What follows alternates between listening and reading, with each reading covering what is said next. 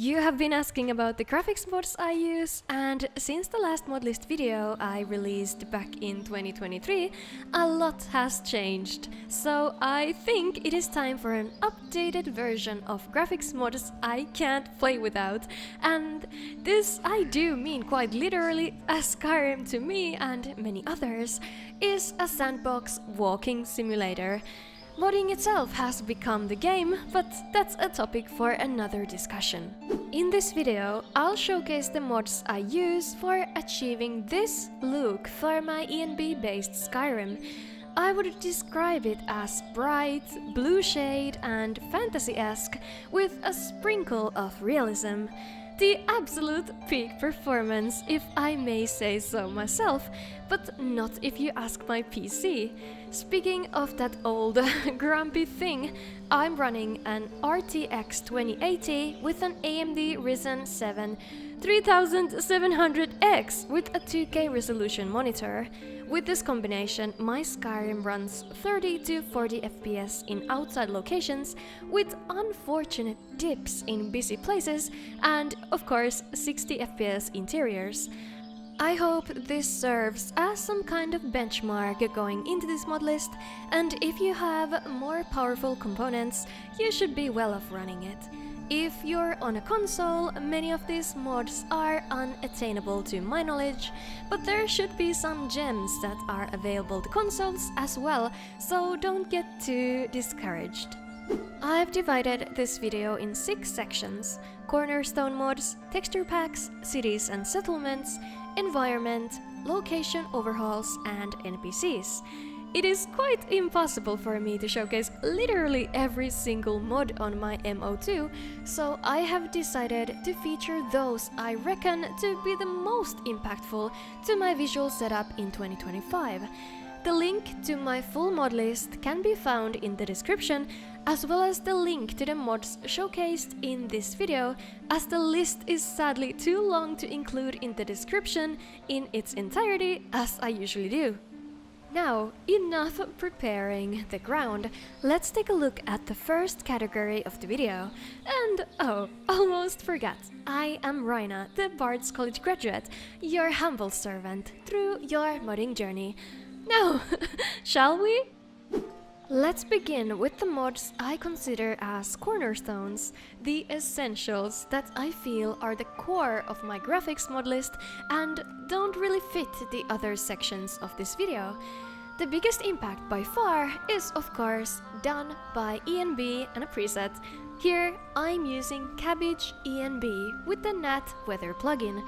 If you're not familiar with ENB, it's a program that modifies Skyrim's rendering engine to allow enhanced visuals through many post-processing effects. I won't go all technical in this video, but I rather let the comparison speak for itself. On top of the program, you need to choose from the different ENB presets that produce different visual styles, so your game can look the way you want it to, from realistic to grim and dark, or fantastical like mine. Cabbage ENB is my preferred choice because it's so vibrant and diverse, the colors are just delicious, and the Nat Weather plugin, which is one of its absolute requirements, is an amazing mod in itself and makes Skyrim's climate feel rich and lush. Now, the second major mod my Skyrim graphics are based to is of course Lux. Lux is a mod that completely and consistently reworks all of Skyrim's interior lighting, supported by ENB's latest developments. The vanilla interior lighting has been reworked from the ground up to deliver a cinematic experience through the rebuilt lights that have been hand-placed with care. Fake lighting has been limited, and so only real lighting sources produce any kind of light, while avoiding creating spaces that are realistically too bright or too dark, except from dungeons that are quite dark, but that feels fitting. This is all included in the base game content, the DLCs, and most Creation Club content, but Lux has also a wide variety of patches for many popular mods, ensuring consistency across the game. It is a critical part of my load order, and I will never give it up as it is gorgeous and improves all interiors by a mile. From the same author, we have Lux Via, that is another staple of my load order, a mod that subtly reworks Skyrim's main roads by adding light sources along the way and improving the experience by adding landmarks and points of interests. These points of interests and clutter are added mindfully, using natural materials and fitting vanilla assets from the area, keeping it friendly to the original and not feeling at all out of the place. The visual storytelling of the environment is much richer with this mod. For example, look at this crashed carriage. Many of the bridges of Skyrim have been improved and diversified with a similar manner as well, keeping them looking faithful to the location they're situated at. The new lighting sources bring some life to the main roads and crossroads, and overall, this mod succeeds in making wandering around Skyrim by foot or horse more interesting. Now, Embers XD is an absolute no-brainer for me, as it considerably improves fire sources around the game world. When you think about it, in Skyrim, there are fireplaces, campfires, and braziers absolutely everywhere, and that's why Embers XD is such an important part of my graphical mod list. It overhauls these fire sources, flames, embers, and coal, as well as blacksmith's forges, torches, and lava craters, making them look absolutely beautiful. Finally, we have Dynamic Distant Objects LOD, also known as Dyndolod. This is a tool loved by many, but dreaded equally as many, as people might find it a bit intimidating to work with. With Dyndolod, you can generate full distant LOD for your load order in order to enhance things seen far away and add modded structures and trees to it, which without the tool wouldn't show at all and would cause pop-ins when you get closer to them. This is an invaluable tool that I consider as an essential, and if you find yourself lost with it, I highly recommend watching the Gamer Poet's tutorial, as he explains everything about Dyndolod with such grace and patience. Now that we have checked out the cornerstone mods of my Skyrim graphics setup, let's continue to a section nearly as equal: texture packs. I understand that it is pointless for me at this point to tell you that I enjoy Skyrim's original art style, as some people consider doing all this modding as butchering it, which is fair, I guess, but believe me, I do! And that's why the main texture pack for my graphics list is Skyland AIO. These textures have that sort of quality that feel very faithful to vanilla, while being completely renewed and high quality. While these textures are created from 3D scans of real-world surfaces and thus are on the realistic side, they don't stick out, but instead, I think they look very appropriate to the setting. Skyland AIO retextures pretty much everything from nature to architecture, from dungeons to forts, and many other things. As I'm using this mod as the base textures, it's set as the lowest priority in my mod list, meaning that all my other texture mods are overriding it. The second major texture pack I'm using is Fantasia Landscapes. This is a texture pack that only covers nature, landscapes, caves, and mountains of Skyrim, with a clear focus of fantastical, colorful elements with bold details, yet it doesn't go overboard, so the balance feels great. To me, this mod feels like a celebration of creativity, which is something I always appreciate and love to see in my game. This mod doesn't yet include DLC locations, only mainland Skyrim, so those are covered by Skyland AIO. With both of these mods, Skyland and Fantasia, I'm using the parallax add-ons to add this visual effect of depth in the textures to avoid the unfortunately flat-looking graphics. Now let's dive into the world of Skyrim cities and settlements. Most of my cities and settlements are overhauled by JK Skyrim, an overhaul suite enhancing every town you can find on the mainland, serving as a base mod to my cities. I'll keep this part short, as I'm pretty sure everyone knows JK Skyrim by heart, but from the comparisons you can see the complete difference it makes. The mod adds a lot of new clutter around the settlements while staying faithful to the town's status, theme and means of livelihood, for example, highlighting the large graveyard in Falkreath or Rorikstead's miraculous farming business. This mod is such a classic, but can be a bit hard on your system as it adds a lot of draw calls through the added clutter that may strain your CPU. For what it's worth, for me, it's definitely worth it, as these settlements come alive with JK Skyrim. Pretty much the only place where I'm not using JK's mods is Ivarstead. In Ivarstead, I'm using Thuldor's Ivarstead instead. I really like how this mod completely overhauls this last pit stop before High Hrothgar, giving it a unique look and making it different from the rest of the smaller towns. With Thuldor's Ivarstead, this town is a proper hamlet, as there is a town square, chapel, cemetery, guard tower, and new shops opened. There are new NPCs as well to fill all these new buildings. Here I'm also using Thuldor's Ivarstead tweaks and add-ons, which improves the mod even more, and I have opted to change the Mara statue to Kain statue, which makes sense from the lore point of view. Now let's take a bit closer look at these cities and see what I have on top of JK Skyrim. First off, for Whiterun, I really like to use Whiterun as walls redone. This mod adds tall and secure walls and towers around this main commercial hub of the province, not only making the city look epic, but also keeping it safe from outside attacks.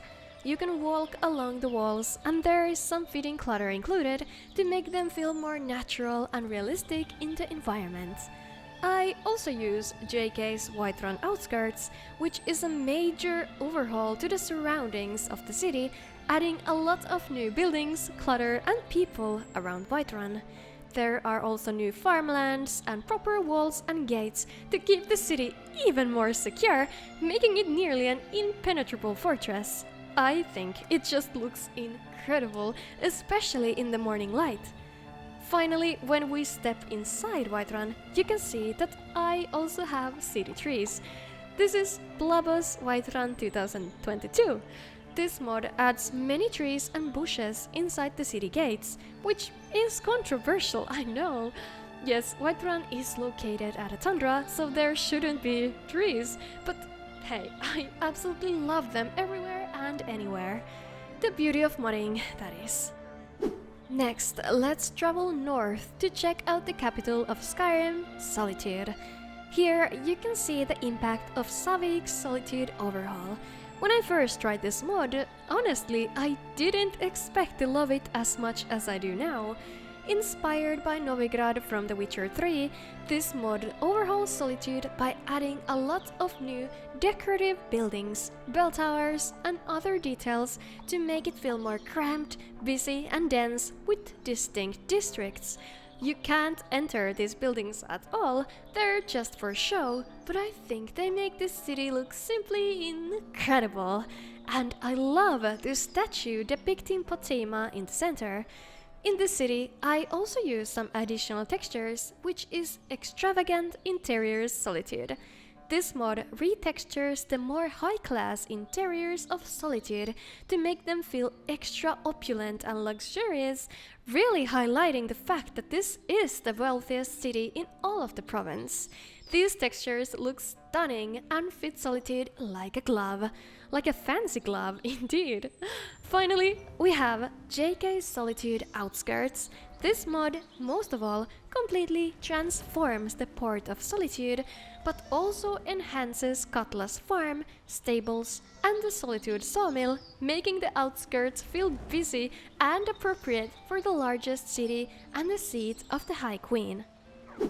We'll continue this trend in Markarth, as here I'm also using JK's Markarth Outskirts. This entry to the mod series is probably my favorite of the bunch, as these outskirts in a way complete Markarth and make it look better than in my wildest imaginations. I absolutely love all the nooks and crannies around this place, the enhanced farms, and the age-old feeling that these outskirts now exhale with a twist of modernization. Inside the city, I'm also using Blubba's Markarth 2022, which adds many trees around it, which I think makes Markarth even more beautiful of a location. Now in Riften, we'll continue the theme with JK's Riften Outskirts and Blubba's Riften Trees 2022. These outskirts are enhanced with a little bit more subtlety than the previous modded cities, but the mod makes them a bit more interesting, which is, after all I'm after. In addition to the stables and new road, it also touches Merryfair and Snowshod farms, giving them some immersive details. Besides from Blubba's Riften Trees, which again adds these beautiful new trees, I have no other mods changing or adding to the interior of the city, but outside I have two: Riften Extension South Woods District and Riften Extension North Shore District. These two mods expand the Riften area with completely new districts outside the city walls, along Lake Hondrik and the Southern Road. These small communities are packed with people, services and buildings, and they serve as an opportunity to build on the lore of Riften, as it was once a flourishing trading center, but the city is now riddled with crime and poverty. As the cherry on top, these mods also add small new quests from fully voiced NPCs, but even if they weren't included, these mods would still be worth it, as I think they make Riften feel incredibly lively and look absolutely gorgeous. Finally, we have Windhelm, where the only mod I have installed right now is JK's Windhelm Outskirts. This is another enhanced city outskirts overhaul, adding a lot of detail around the Talos Shrine overlooking the city, the stables, and the farms along the road to north. Anything and everywhere you lay your eyes on here just make complete sense and just builds up the feeling of the freezing north and the realities of everyday life in Eastmarch. Now we should be ready to move on to the next section, that is environment and nature. The part that got me into modding this game in the first place, as I love my forest walking simulators. Let's begin with the most important thing, that are, of course, trees. My favorite large plants enclosed in bark. And if I'm not using Happy Little Trees, I'm using Nature of the Wildlands Forest and Trees Improvement mod.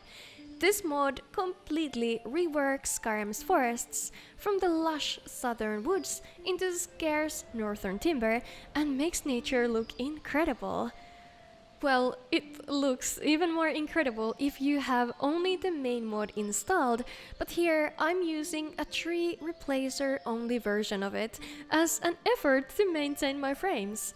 Nature of the Wildlands can be quite performance hungry, as it also adds a ton of new trees around the game, as well as shrubs and plants, but it's very well worth it, as it may be the most beautiful thing ever.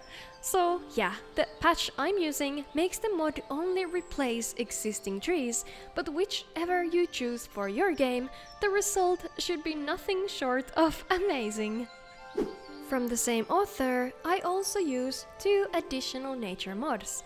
Wildlands Renewal, Grass and Ground Cover Improvement mod is a wonderful grass overhaul mod, which I favor not only for its beauty, but also for one of its features. It adds grass on top of dirt cliffs. This might sound like nothing, but it's actually a huge leap in modding, as these cliffs were previously always grassless. Other than the cliffs, the grass added by this mod is super lush and high quality, and it's just so cool to see how it changes around the province and different climates and regions, as it affects all areas in the game, including those from the DLCs. Mountain flowers are absolutely everywhere in Skyrim, and for mine, I like to use Reimagined mountain flowers.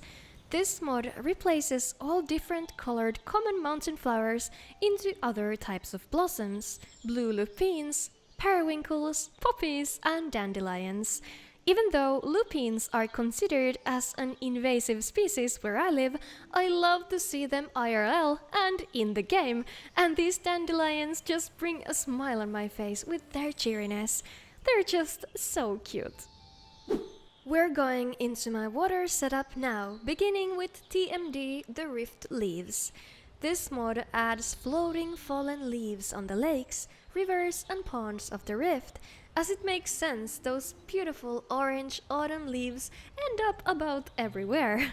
This is a simple mod, but I think it makes a huge impact in the autumnal rift with its great addition to its environmental immersion. Speaking of things floating peacefully on the waters of Skyrim, I also use Flora Edition's Waterplants. This mod adds super cute and dainty water lilies and duckweed around the lakes, rivers and ponds of the province. There are two versions of the mod available, the default version and the dense version that adds more than double the amount of flora to the game, which looks delightful. Now, for the water itself, I use Water for ENB. This mod takes advantage of advanced ENB features, meaning that if you want to see the intended visuals and be able to customize your water to your liking, using ENB series is required. I really enjoy Water for ENB's features, as different bodies of water appear natural and distinct from each other, and there are unique waves to the Sea of Ghosts and all the lakes and rivers. Here I'm using the default preset of Shades of Skyrim, which I think is a great fit to the game, but you can also choose from different presets if you want to see more tropical appearing, for example. I'm one of those freaks who drool after virtual water, and for that sort of action, I can guarantee you this mod is the one. There is a lot of elevation difference in Skyrim, so waterfalls are not a rare sight at all here. For those, I use natural waterfalls. This mod overhauls all the waterfalls you can find in the game, DLC locations naturally included, with high quality custom models and textures. No more blocky waterfalls. There are also new sound effects to replace all waterfalls, rapids and rivers for additional water-related immersion. It's such a treat to the ears. Water flowing feels like my brains are getting washed with the currents. The last graphical water mod I use is WAVY Waterfalls Effect. I think this mod gives the final touch to the bodies of water all around Skyrim with this effect. Underneath any waterfalls, there are now realistic looking small waves as the water reacts to the rapids of the fall.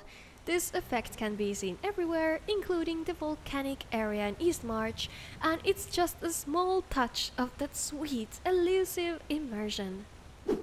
Now put on your winter armor as the weather will get harsher. To make the blowing snow look better, I use ethqnm's blowing snow thing.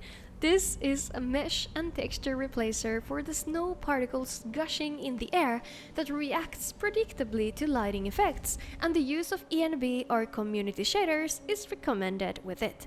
This blowing snow is pretty much everywhere in Skyrim in the colder areas, and I find this mod makes it look really cool and more realistic. I use the 16K finest particles option, which is a hit to the system of course, but looks the best out of the bunch. The final mod in this section is Icy Cave Remaster. This mod overhauls all the icy caves in the game by remastering them with new multi-layered ice parallax textures, and improves and optimizes some of the vanilla meshes, which might enhance your performance. Here, the focus was not on creating structurally realistic ice caves, but instead, the author had a fantasy-like approach, which is something I do like to see in my Skyrim. With this mod, the ice caves look truly outstanding and somehow terribly delicious. But don't lick the ice. I try not to, too. We're now ready to advance on to the next section, that is modded locations and location overhauls. I, for one, think this is the most interesting section of the bunch, and if you agree to disagree, press the like button.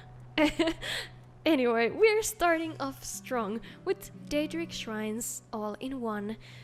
Objectively, this is probably one of the best mods ever created. It replaces the statues of Daedric lords with gorgeous handcrafted models, but it also adds new shrines around Skyrim so that you can find each one of them in the game world. Now the Daedra worshippers among us can make the trek to pray to Hircine, the Lord of the Hunt, Vermina, the Mistress of Nightmares, or even Uncle Shio.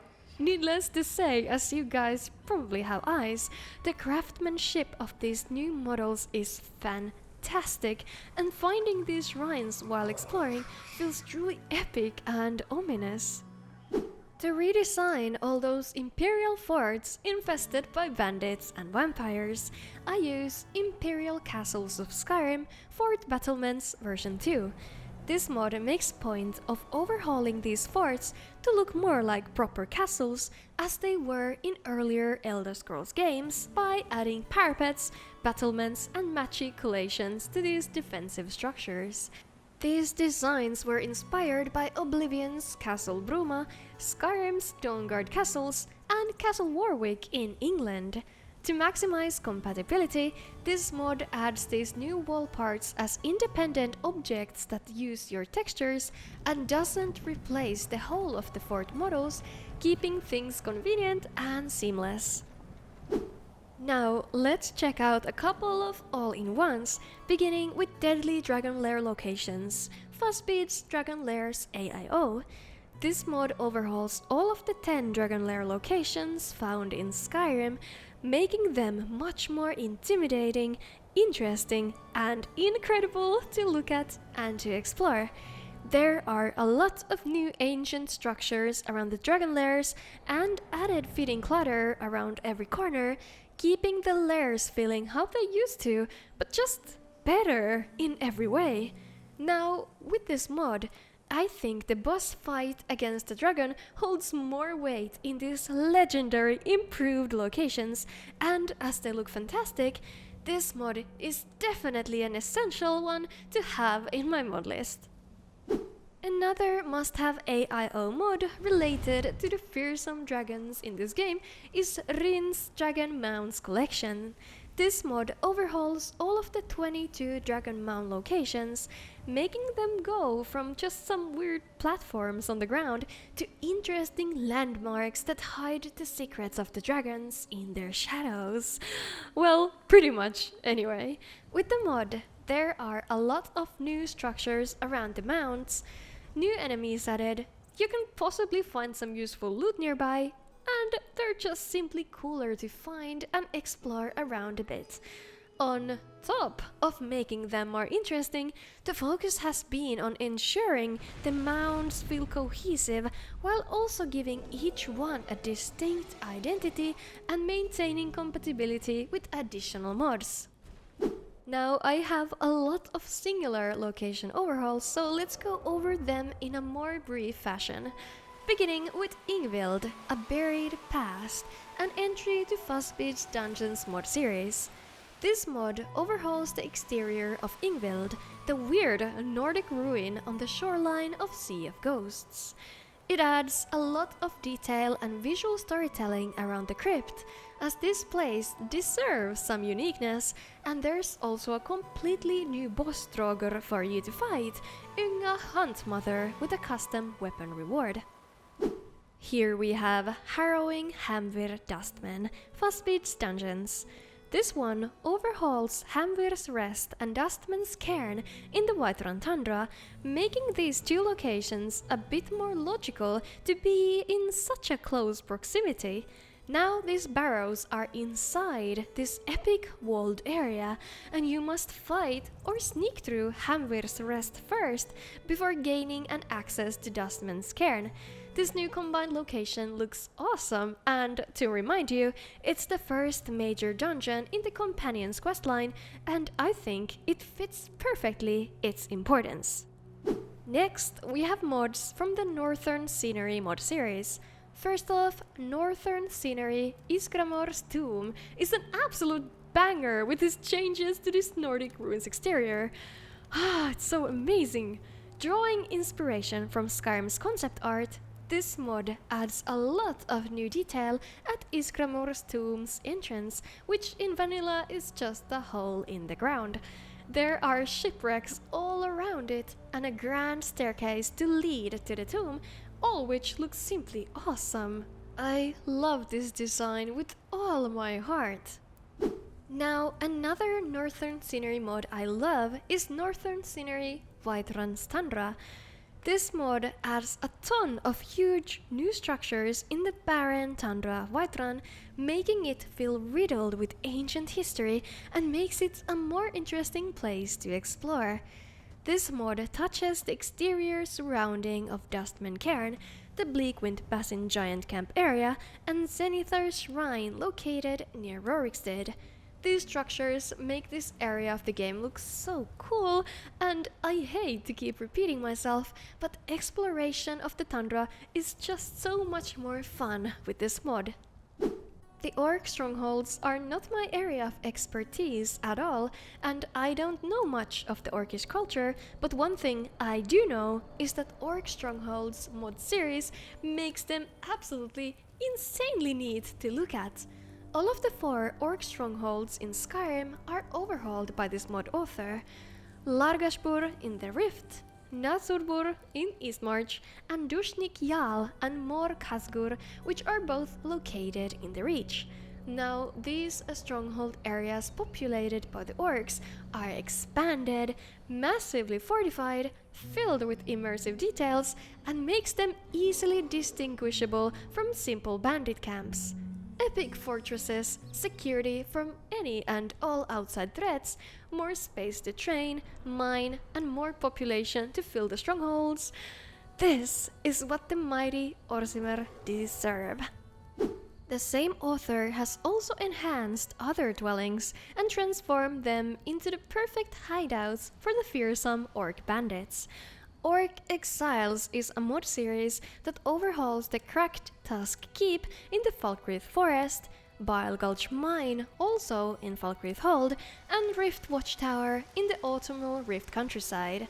These camps are taken over by orcish bandits, and with the mod, they have been transformed into imposing fortresses, making them not so easy to infiltrate anymore.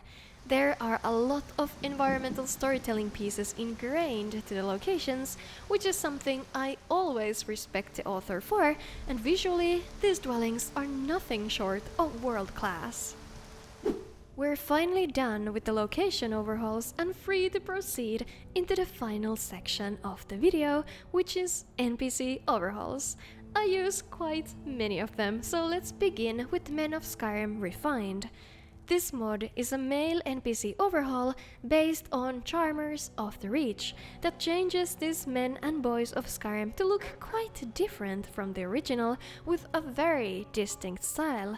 This mod doesn't only overhaul men with identities, but also many unnamed NPCs. I really like how they look, but the difference between other overhauls may get a bit jarring, so that's the downside if you want to keep your game as cohesive as possible.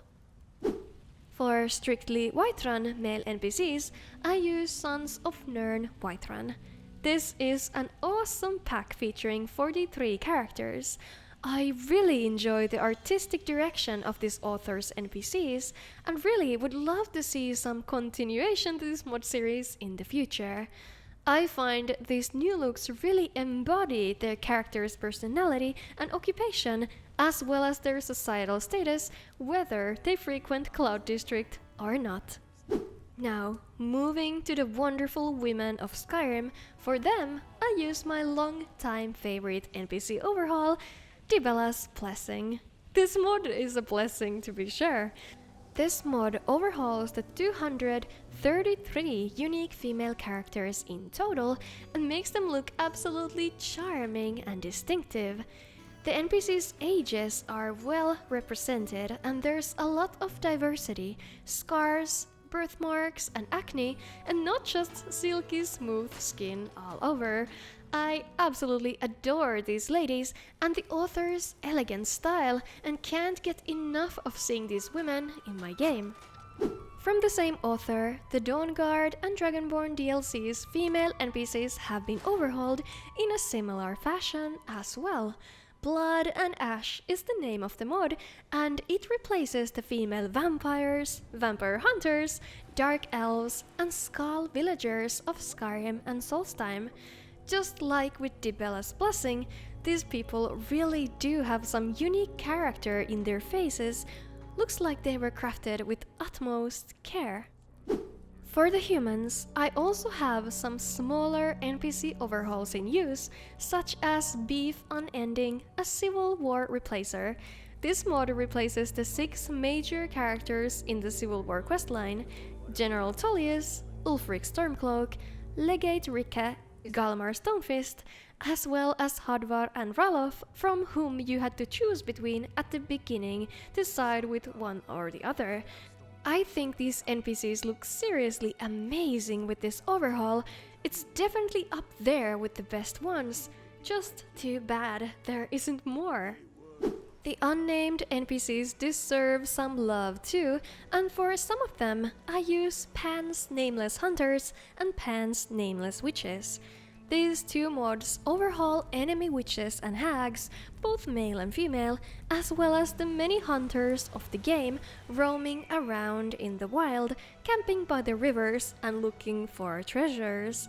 It's a jarring difference when you have all the named NPCs overhauled and then come across these unnamed ones, so I do highly recommend getting a mod or two for them.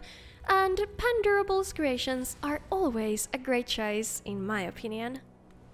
Now let's check out my sweet non-human NPCs of Skyrim. First off, I'm using Project ja-Kha'jay, Khajiit NPC Diversity Overhaul, which is an absolutely phenomenal mod to have.